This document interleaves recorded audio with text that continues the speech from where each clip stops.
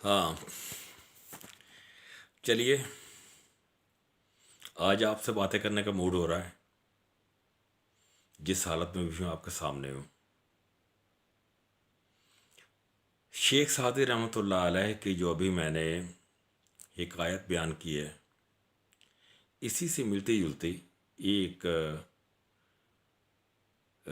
सिंधी लोक कहानी कह लें या लोक दास्तान कह लें, वो भी मैंने पढ़ी है। हुआ यूं कि बेइंतहा गुर्बत के हाथों तंग आकर, बीवी की झिड़कियां सह सह कर, जैसे कि बसा औकात हम सबको सहनी पड़ती, किसी बंदे ने इरादा किया कि साहिब, इससे तो मौत भली। घर से रस्सा लिया,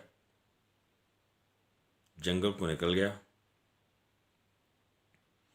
एक दरख्त पर चढ़कर रस्सा बांध रहा था, तो इसी असना में एक सफ़ेद रेश बुजुर्ग जो हैं वो आए और कहने लगे कि मियाँ क्या कर रहे हो। कहने लगा मरने। पूछा क्यों।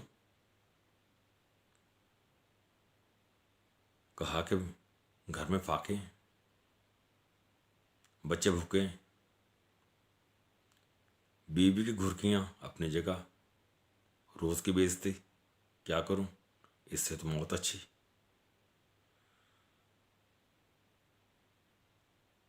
तो बाबा जी ने कहा कि मियाँ, रस्सा उतारो और नीचे उतरा, तुम्हारा जो है मसला मैं हल किए देता हूँ। नीचे उतरा तो बाबा जी ने एक बंद बोरी उसको दी और कहा कि देखो, इस बोरी को जाकर आपने अपने घर खोलना है, उससे पहले नहीं, रास्ते में मत खोलना, ले जाओ। लेकर चला गया। घर गया। जब खाली हाथ वापस आया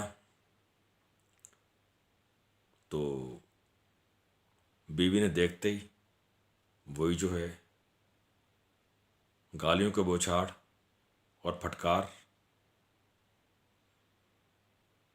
तो हंसते हुए कहा कि सब्र करो, मैंने बंदोबस्त कर लिया है। अब इंशाल्लाह मज़ीद गालियाँ जो है ना मुझे नहीं सहने पड़ेंगी और ये रोज़ रोज़ के ताने भी ख़त्म हो जाएंगे। तो बीवी ने कहा इस बोरी में क्या है। कहा मैं तुम्हें अभी बताता हूँ इस बोरी के अंदर क्या है,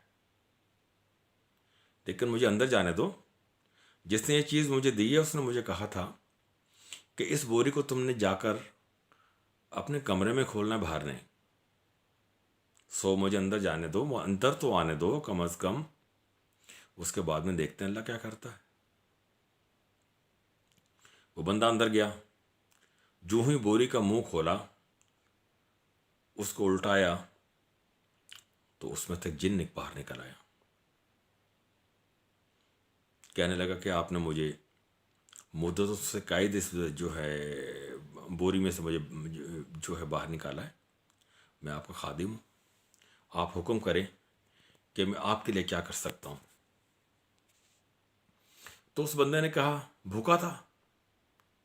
कहा कि भैया भूख लग रही है, खाना लाओ। गया, खाना हाजिर। फिर कहे वही बात, बिल्कुल वही, काम बताओ भाई। फिर कहा कि जाओ 100 भैंसे लेकर आ जाओ। लेकर आ गया। फिर कहा महल बनाओ, वो भी बन गया। फिर कहा दौलत चाहिए, वो भी बन मिल गई।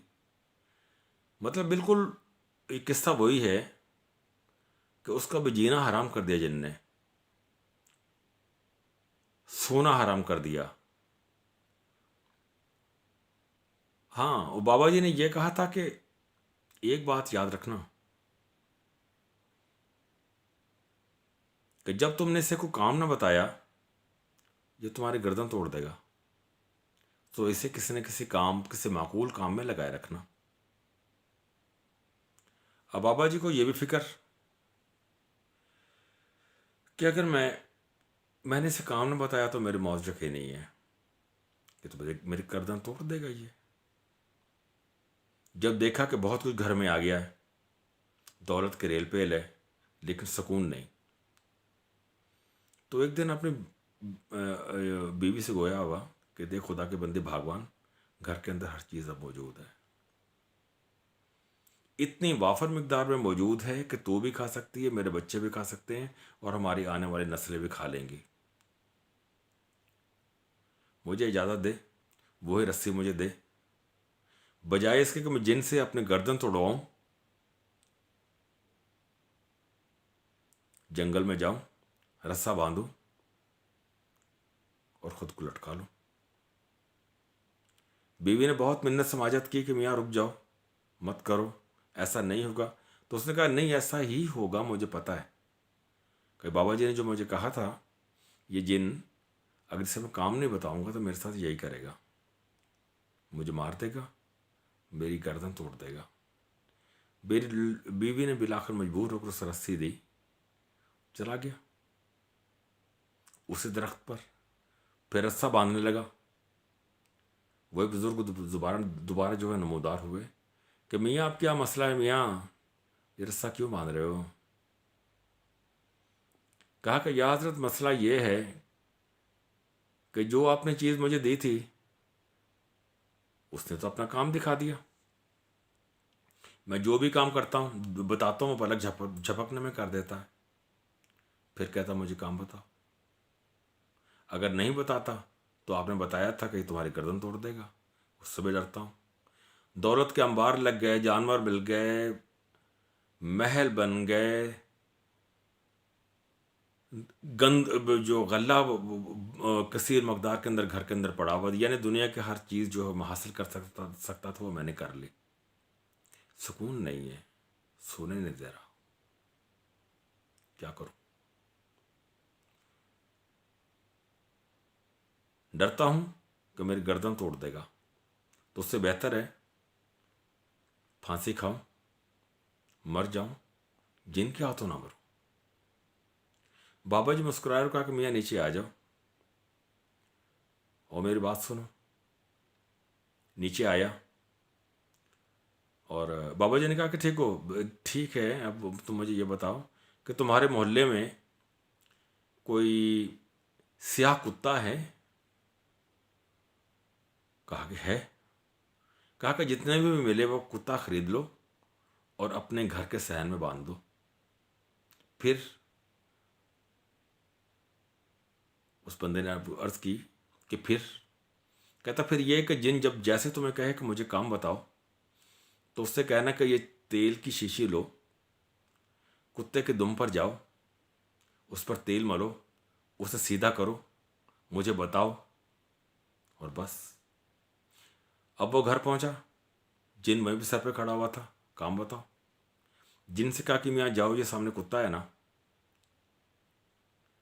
कुत्ते की दुम सीधी करो, तेल की मालिश करो, दुम को सीधी करो और मुझे बताओ, बस तुम्हारा यही काम है, कुछ और नहीं। जिन जो है वो दुम सीधी करने लग गया।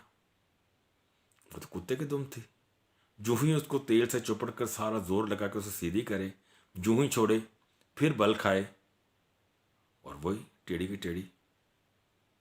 किस्सा मुख्तसर, कई दिन बीत गए, जिन से कुत्ते की दुम सीधी नहीं हुई। बिल आखिर जिन ने तंग आकर मालिक से कहा कि इस कुत्ते की दुम को मैं सीधी नहीं कर सकता, मैं थक गया, मैं हार गया, मैंने बस की, आप जीते मैं हारा, खुदा के लिए मेरी जान छोड़ो, मुझे आज़ाद करो, मैं कुत्ते की दुम सीधी नहीं कर सकता। यूं उन साहब की जो है, उन्होंने जिनको आज़ाद किया और जिनसे उनकी जान छूट गई। कहने का मकसद फिर इसमें यही है, तकलीफ़ों और मसाइब से मत घबराइए, कभी मौत के बारे में मत सोचिए, अगर दिल जो है बुरा वक्त है ना, तो अच्छा वक्त भी आएगा। बस अल्लाह रब्बुल इज़्ज़त की रहमत से मायूस नहीं होना, कोशिश करना है, किए जाना है, रिज़ल्ट अपने खुदा पे रखना है। खुदा हाफिज़।